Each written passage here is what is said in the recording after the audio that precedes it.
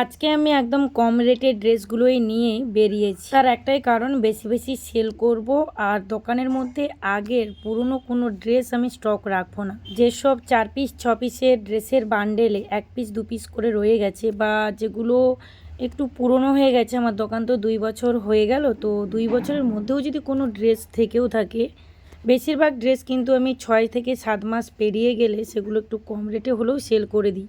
কারণ আমি বেশি দিন পুরনো করি না। বেশি দিন পুরনো করলে কি হয়, ড্রেসের কোনো কোয়ালিটি ভালো থাকে না। ভিডিওর মধ্যে তোমরা নিশ্চয়ই দেখেছো যে আমি 50 টাকা করে ড্রেস বিক্রি করছি। হ্যাঁ, অনেক ড্রেস আছে যেগুলো 50 টাকা করে সেল করছি। আমার দোকানে ছোটদের ড্রেস অনেক স্টক হয়ে গেছে, তো সেইগুলোই আমি কিছু কমিয়ে নিচ্ছি। ভিডিওগুলো শ্যুট করতে বা ড্রেসগুলো সেল করতে আমাকে আমার পাড়ায় এই মাথা থেকে ওই মাথা, মানে আমাকে কিন্তু বেশি দূর দূর যেতে হয়নি, তো খুব কাছাকাছি আমি কিন্তু ড্রেস সেল করতে যাচ্ছি। সো হ্যালো এভরিওয়ান, কেমন আছো সবাই? আশা করছি সকলেই ভালো আছো। আজকে আমার 23 দিন কমপ্লিট হয়ে গেল, আর কিন্তু 7 দিন ওটাও আমি দেখতে দেখতে পার করে। তবে কি বলতো, আমি যদি না এইভাবে বেরাতাম, আমি বুঝতেই পারতাম না যে কাস্টমার আমাকে এতটা পরিমাপে সাহায্য করবে বা ভালোবাসে। আমার সমস্ত কাস্টমারদের জানাই মন থেকে অনেক অনেক থ্যাঙ্কস। তোমরা আমাকে অনেকটাই হেল্প করেছো। তো চলো, ব্যবসা সম্বন্ধে তোমাদেরকে অনেক কিছু আমি জানাবো, কারণ এই ব্যবসার উপরে অনেক কমেন্ট এসেছে। ইউটিউব থেকে তো বেশি এসেছে, তবে ফেসবুক থেকেও এসছে আর ইনস্টাগ্রাম থেকেও এসছে। এই চ্যালেঞ্জ ভিডিও 30 দিন কমপ্লিট হয়ে গেলে তোমাদের এক এক করে প্রশ্নের উত্তরের ভিডিও আমি সংসারের অভাব আমি অনেক কাছ থেকে দেখেছি, তবে এই ব্যবসা করে বুঝতে পারলাম যে ব্যবসার জন্য কতটা পরিমাপ ধৈর্য, শৌর্য, শক্তি প্রয়োজন হয়। বিশেষ করে যখন কিছু সেল করতে পারবো না, তখন যে মানসিক অবস্থা কেমন দাঁড়িয়ে যায়, সেটা যারা ব্যবসা করে তারাই একমাত্র বুঝতে পারবে। তবে আমি ধন্যবাদ জানাবো আমার রাধা মাধবকেও, কারণ আমাকে একটা ইনকাম করার পথ দেখিয়েছেন। জীবনে 2 টাকা ইনকাম করার মূল্যটাই অনেক। যারা খেটে ইনকাম করে তারা একমাত্রই বুঝতে পারবে। তারপরে লোনের উপরে যদি কোনো ব্যবসা বলো বা বাড়ি সূত্রে লোন নেওয়া হয়, তো যাদের লোন থাকে তারাও আমার এই জায়গাটা বুঝতে পারবে। তবে ব্যবসা করেছিলাম বলেই অনেক কিছু অভিজ্ঞতা পেয়েছি, অনেক কিছু আঘাত সহ্য করতে হয়েছে, অনেক কিছু আমি বুঝেছি। তবে সব কষ্ট দূর হয়ে যায় এভাবে ইনকাম করলে। সৎ পথের ইনকাম যে এত আনন্দ আনে, এত মনের ভিতরে সুখ দেয়। হ্যাঁ, অল্প টাকা, কিন্তু এর মধ্যে অনেক আনন্দ আছে। তবে তোমাদেরকে বলি, আমি যে লোন নিয়ে ব্যবসা শুরু করেছিলাম তার মধ্যে কিন্তু একটা লোন, 2 বছরের লোন আমার শোধ হয়ে গেছে, আর কিন্তু 2টো লোন।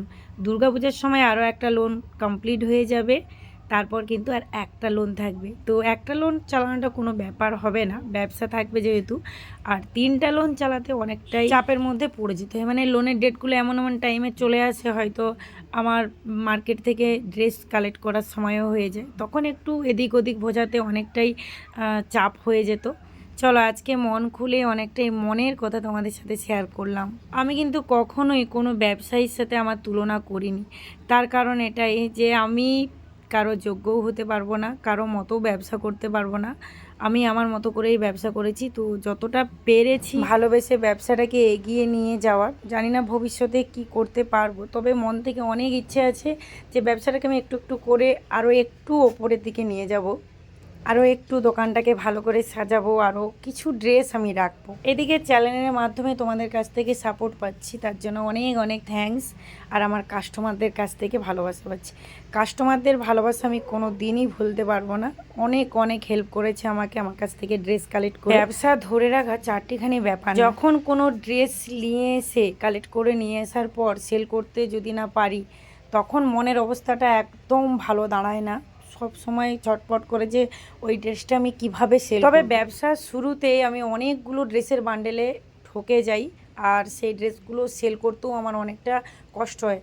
কিনা রেটেও, যেই রেট দিয়ে আমি কিনে এনেছি সেই রেটেও কিন্তু সেল করতে পারছিলাম। প্রথমত আমি শাড়ির মধ্যেই ঠকে গেছিলাম। শাড়ি 12 হাত পড়ছিল না, 11 হাত 10 হাত শাড়ি। তবে ব্যবসা করতে করতে একটা আইডিয়া চলে আসবে, আর যত ঠকবে তত তাড়াতাড়ি তুমি কিন্তু শিখতে পারবে।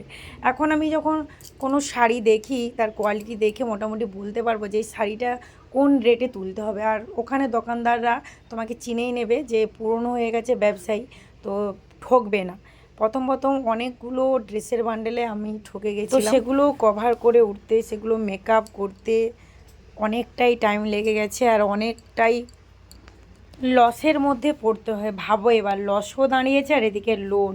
তো যাই হোক, আরও অনেক কিছু শেয়ার করব, আর এইভাবে সাপোর্ট করার জন্য অনেক অনেক থ্যাঙ্কস।